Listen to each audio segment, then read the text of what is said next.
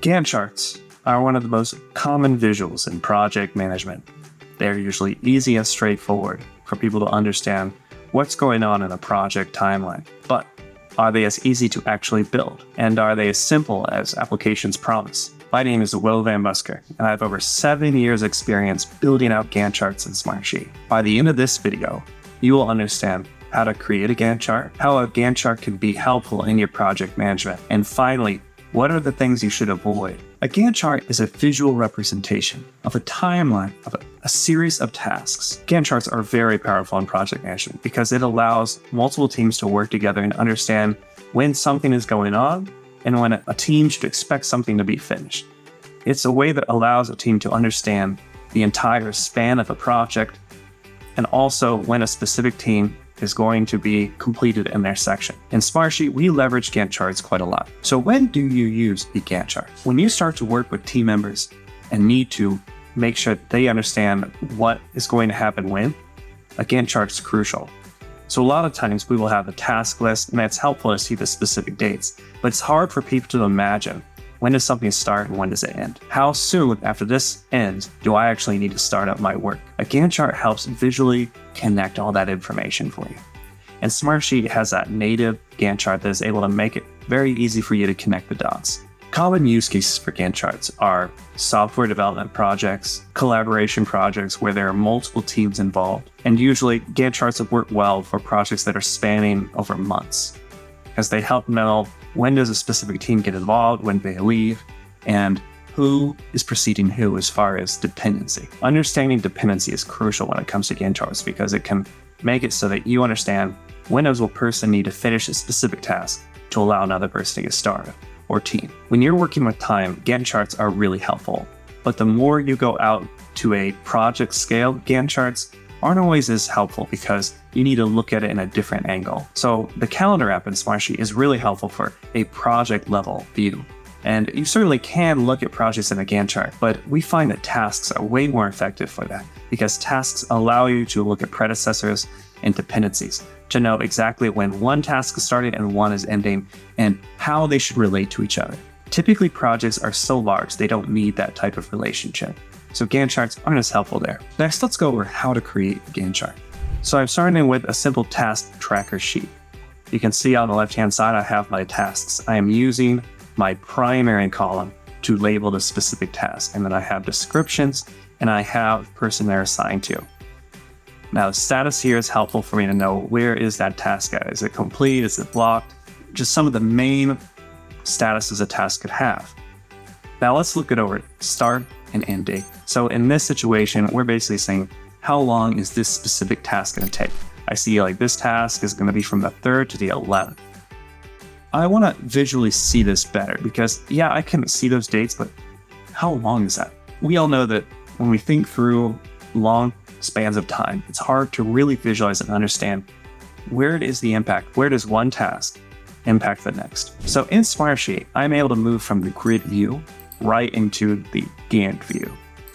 By clicking this, it immediately takes a part of my sheet and shows the Gantt view and it shows the tasks.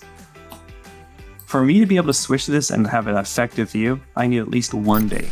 For me to see a span like this, I need to have a start and end date. Now, how do I create that?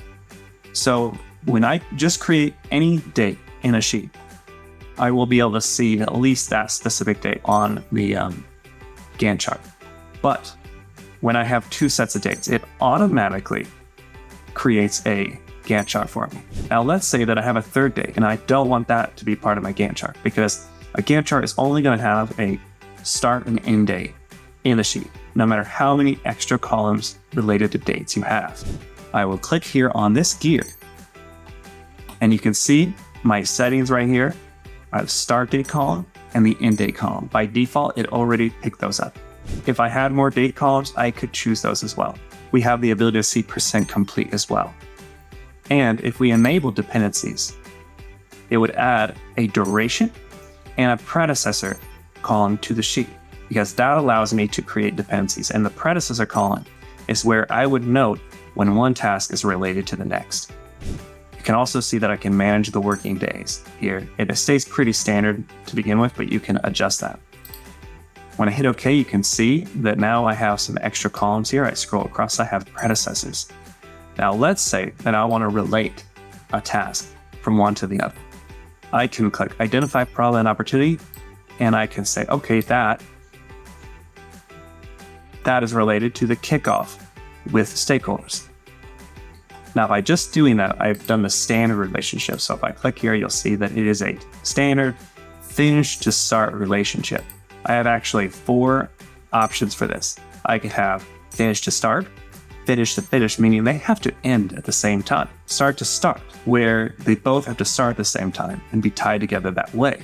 Or start to finish. Anytime I choose one of these, I am changing the relationship between those. As you can see now, it's actually that my first task is waiting for the second task. So the 3SF shows that means that the second task is actually preceding the first one. If I want to switch that back, I can simply go here and I can click FS, which is the standard. I also can give it a lag. So this would allow to have a business day lag. And you can see right there, it skips the weekend and goes to the next Monday. Using a Gantt chart, I can visually create this. I can see exactly how the relationship matters. And if you can tell from over here, it's much harder for me to tell what does that actually relate to. 3FS doesn't mean anything to me. If I were to read it, I see, oh, that's the third row. But it's hard to visualize that. So the Gantt chart is extremely powerful in showing you the relationship between a task. When you have a complex plan, it's really helpful to build this out on a Gantt chart, because then you can see how do all the pieces fall together? How do the teams help each other to create a full project? So what are the most common Gantt mistakes? Well, for starters, people don't leverage predecessors. When you set up a Gantt chart, it's important to leverage predecessors because that's going to help you relate the tasks together, and especially make it so that each task is related to the one that is important for it. Another common mistake is that users forget to leverage the right dates. They would have maybe a third date and they forget which one is actually connected. So it'd be easy for a user to set up wrong on this Gantt chart and forget about it. You want to make sure that you've always connected proper columns, because a lot of times project plans can get more complex. For example, maybe there are other date columns in there that are being impacted, like integrations and so forth. So it's really crucial that you validate these are the right columns to have connected. With the settings, it's also very common for users to forget to click open to today's date. So what will happen is we see a team that uses it for over a year, and they will have to scroll over every time because the beginning of their project started a year ago. When you click open to today's date, that automatically makes it so your Gantt chart is going to start on that day. You can also select the specific level of days. So if you want to have the primary heading as weeks, that's really drilled in, but maybe you want to go out. Maybe you want to see it more at the month level, and then you could have that secondary heading as week level. You could see this is really helpful for seeing a timeline. And I will say that most times, working with a big project, you actually have to zoom out to at least see in by week. Because typically the days, while they're very helpful when you're getting into the details, they can make it hard for you to see the entire picture and when everyone is supposed to get finished with a task and finish the entire project. Another important feature that people forget to leverage is the critical path. When you set up an entire project and you start to relate each task that is essential, you can see you create this clear flow of important tasks that must be finished. Now, it doesn't mean that other ones like monitor progress here aren't important, but you can see there's this set of dependencies that really matter to finish in sequence. When I click Show Critical Path, it shows the last item for me to complete. You see, it doesn't really have anything yet, but if I were to connect it, you can see how now my entire critical path starts here at the front and goes all the way to the end. So when I'm setting up my relationship, I should make sure that the critical path is very clear to show what really must get finished in the sequence to make sure my project finishes well. There are many other features related to time in Smartsheet. You can use the calendar view. You can also use the timeline view, and we'll go over those in separate videos. But the Gantt chart is extremely helpful. Another important feature is to make sure that your colors match up. You can see right now it's light blue.